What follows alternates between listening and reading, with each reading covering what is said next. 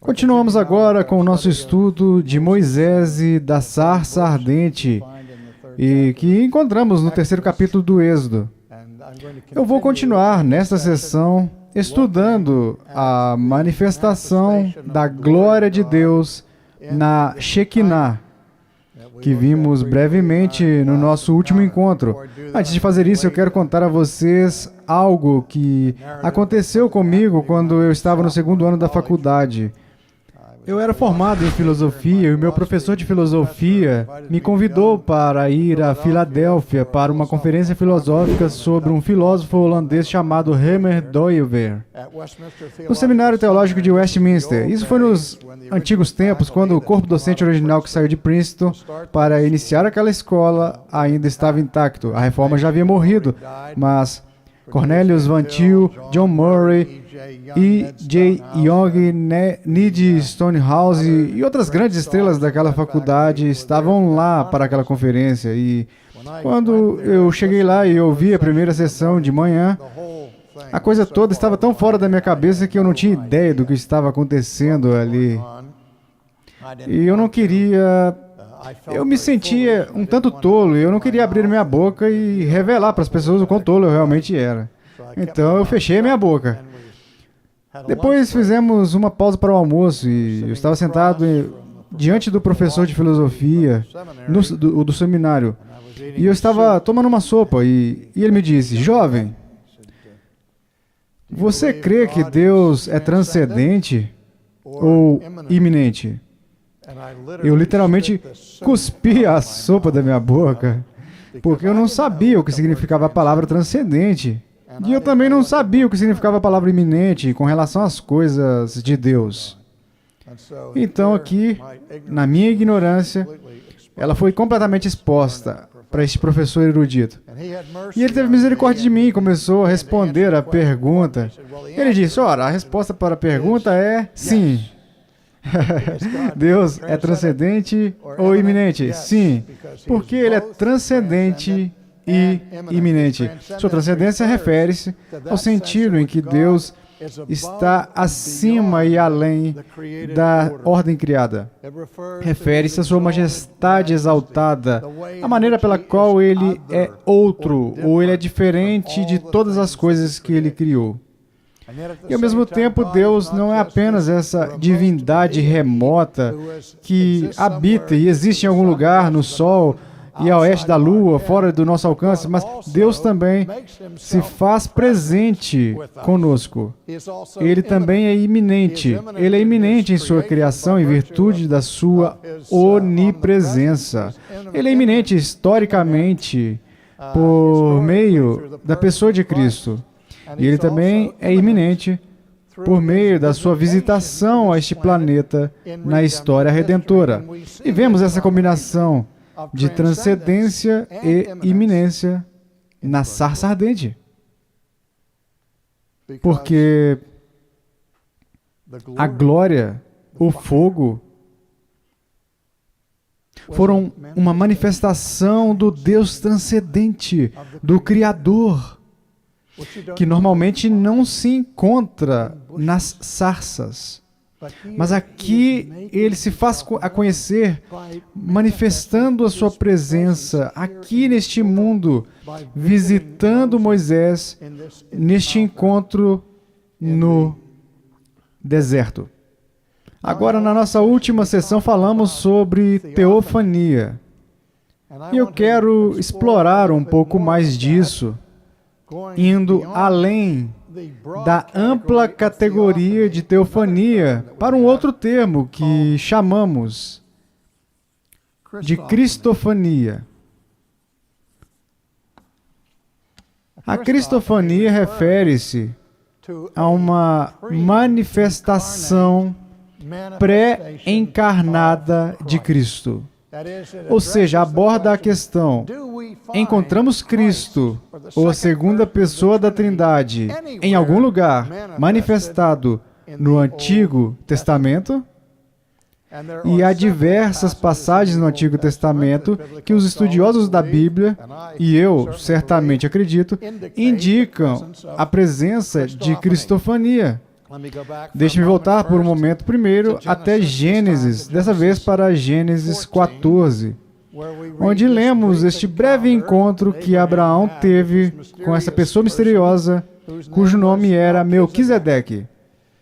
Lemos no versículo 18 do capítulo 14, Melquisedeque, rei de Salém, trouxe pão e vinho, era sacerdote do Deus Altíssimo. Abençoou ele a Abrão e disse: Bendito seja Abrão pelo Deus Altíssimo que possui os céus e a terra, e bendito seja o Deus Altíssimo que entregou os seus adversários nas suas mãos, e de tudo lhe deu Abrão o dízimo. Agora, essa figura misteriosa é muito importante para o autor de Hebreus no Novo Testamento. Por quê? Porque a Bíblia ensina que Jesus não é simplesmente o nosso rei após a linhagem de Davi, mas agora ele entrou no Santo dos Santos Celestial como nosso sumo sacerdote.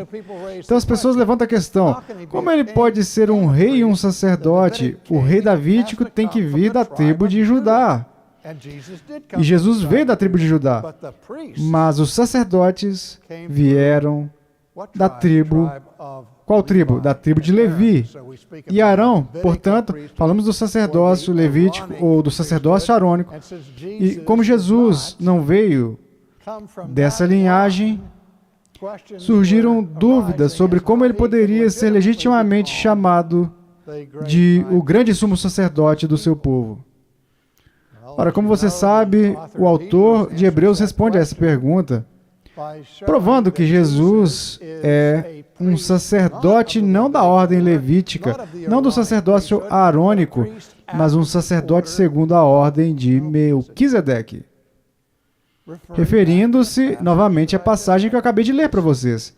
Este Melquisedeque, ele não tem pais, nem genealogia. Isso levanta a questão: ele era um personagem histórico real de carne e osso? Ou algo mais estava acontecendo ali? Seu nome, Melquisedeque, significa rei, Zedecar, de justiça. E ele é chamado de rei de Salém, que significa paz. Portanto, essa pessoa misteriosa é conhecida no Antigo Testamento como o rei da justiça e como o rei da paz. Atributos que o Novo Testamento, obviamente, aplica a Jesus. E Abraão conhece este misterioso sacerdote do Deus Altíssimo. E ele deu o dízimo a Melquisedeque e recebeu uma bênção do próprio Melquisedeque. Portanto, o autor de Hebreus tira muito proveito disso e ele diz: espera um minuto. O maior abençoou o menor, e o menor deu o dízimo ao maior. Portanto, nas categorias hebraicas, fica bem claro aqui que Melquisedeque é maior que Abraão. E nas categorias hebraicas, o pai é maior que o filho. O filho é maior que o neto, e assim por diante. Portanto, o caminho das razões de Hebreus é que ele diz: Levi é menor do que Abraão, menor do que Isaac, menor do que Jacó. Agora, se Levi é subordinado a Abraão, e Abraão é subordinado a Melquisedeque, o que significa? Pense, QED, Levi é subordinado a Melquisedeque. Então, Melquisedeque é o maior sacerdócio. Mas, mais uma vez, há quem pense que o que temos aqui, nesta estranha aparição de Melquisedeque no Antigo Testamento, é uma manifestação pré-encarnação de Cristo, da segunda pessoa da Trindade. Então, vamos olhar lá no livro de Josué, outro encontro estranho que ocorre,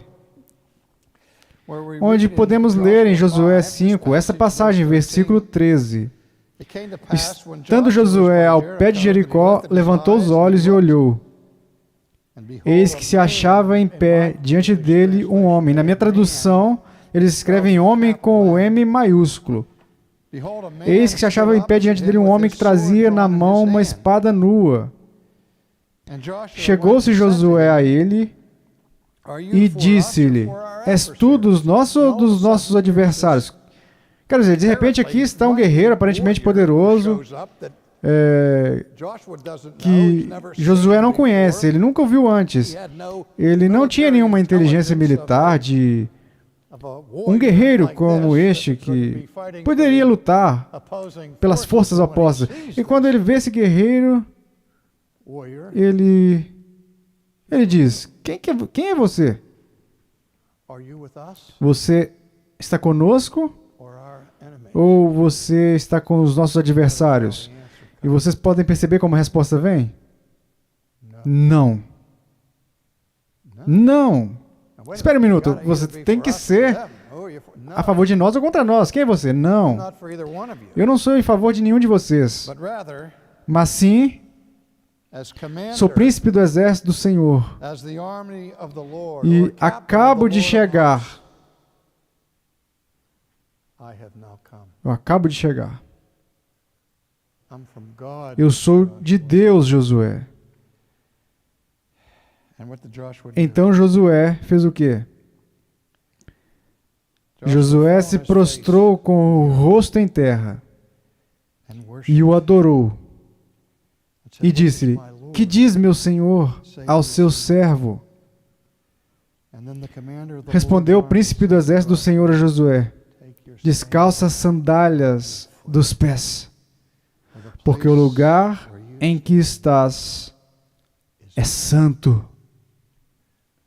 As mesmas instruções que foram dadas a Moisés lá na sarça ardente: tire os sapatos dos pés, porque o chão que você está pisando, esse chão é santo.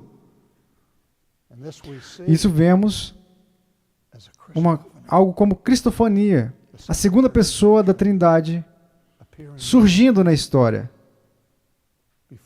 diante da conquista da terra prometida. Vamos olhar mais um pouco, se vocês quiserem, no livro de Daniel, capítulo 3.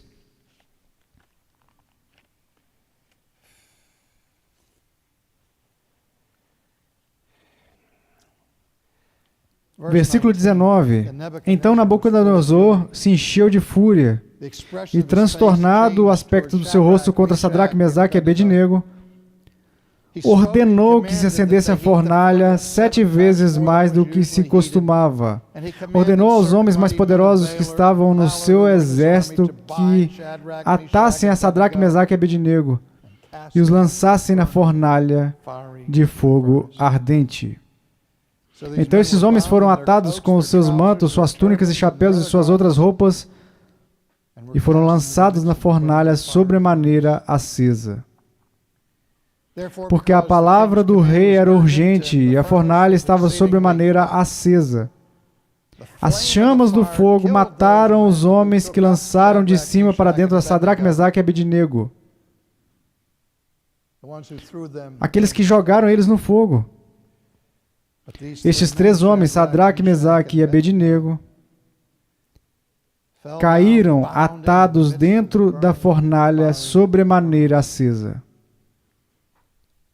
Então o rei Nabucodonosor se espantou e se levantou depressa e disse aos seus conselheiros: Não lançamos nós 3 homens atados dentro do fogo? Responderam ao rei: É verdade, ó rei. Tornou ele e disse: Eu, porém, vejo 4 homens soltos que andam passeando dentro do fogo, sem nenhum dano. E o aspecto do quarto é semelhante a um filho dos deuses. Cristofania, eu creio. a segunda pessoa da Trindade, entrou no fogo por causa dos seus servos Sadraque, Mesaque e Abednego, e os protegeu de todo o mal. No Antigo Testamento, a glória Shekinah e o fogo ardente, que manifestou não apenas a cristofania, mas de volta a teofania, ocorre também no episódio da transladação de Elias até o céu. Vocês se lembram? Quando seu servo Eliseu foi com ele, rogando por uma porção dobrada do Espírito que estava sobre ele, e ele disse: ora, você vem comigo? Se você me vir partir, então você sabe que isso irá acontecer. No final da sua jornada, eis que uma carruagem de fogo surge nos céus. Eliseu olhou para ele e disse: a Elias, meu pai, a carruagem de Deus. Mais uma vez, essa carruagem de fogo manifestou a glória divina. Essa foi outra manifestação da Shekinah, que envolveu a presença de Deus.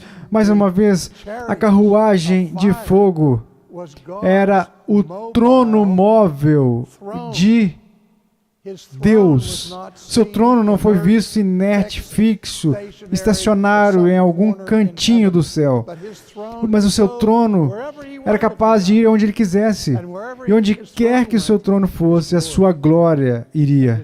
E a sua glória explodiu, resplandeceu neste brilho de luz e fogo. O último desses aqui. No primeiro capítulo de Ezequiel, um dos capítulos mais enigmáticos de toda a Bíblia, onde Ezequiel fala da sua visão de Deus.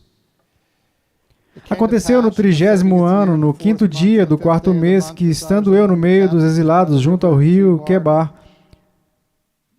se abriram os céus, e eu tive visões de Deus.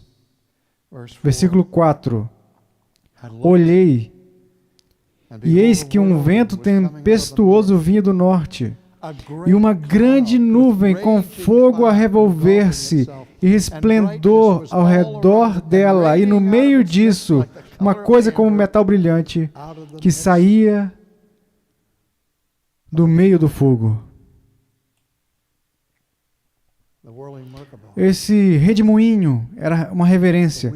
Os redemoinhos de Ezequiel.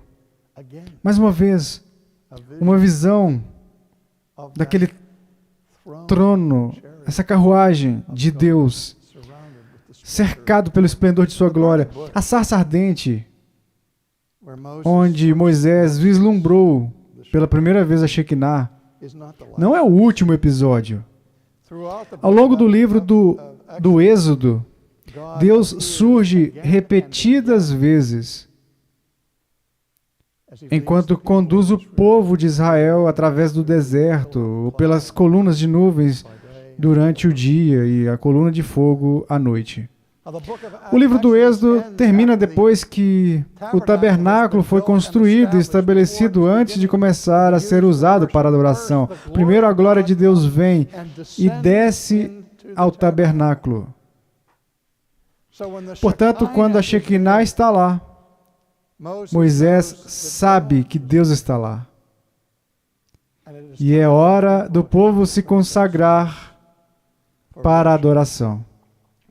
Mas aqui está a pergunta que eu quero fazer a vocês. Falamos sobre essa refulgência, essa luz brilhante, radiante, ofuscante, que é tão intensa. A magnitude da luz é tão brilhante que cega as pessoas e causa medo e tremor. Então a minha pergunta para vocês é: o que causa essa luz? Eu disse anteriormente que a glória de Deus vem do seu ser interior. A Shekinah é a manifestação exterior da majestade interior de Deus. Mas de onde vem a luz? O que concede a sua tonalidade, sua refulgência transcendente e majestosa? De onde que vem? O autor de Hebreus responde a essa pergunta quando fala de Cristo, onde ele descreve Cristo como o brilho de sua glória.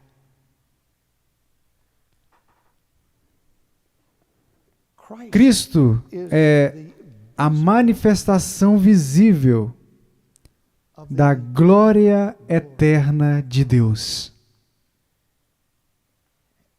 Cristo, na sua natureza divina, é a Shekinah.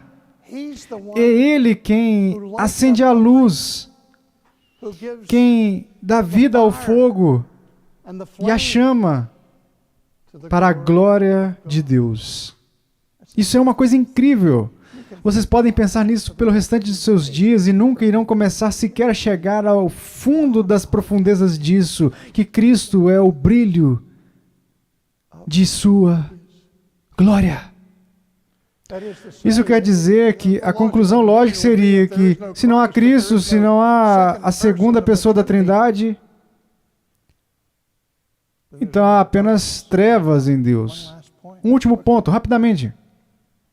O filósofo judeu helenístico Philo de Alexandria fez uma conexão, não do ponto de vista cristão, mas do ponto de vista filosófico, entre o conceito grego da ideia do Logos. O Logos era esse princípio transcendente que dava ordem, significado e propósito ao universo na filosofia grega. E Philo ligou o conceito do Logos a Shekinah. Então você chega ao Novo Testamento e ao Evangelho de João. No princípio era o Verbo. E o Verbo estava com Deus. E o Verbo era Deus. O Logos é a divindade de Deus, o próprio brilho de sua glória.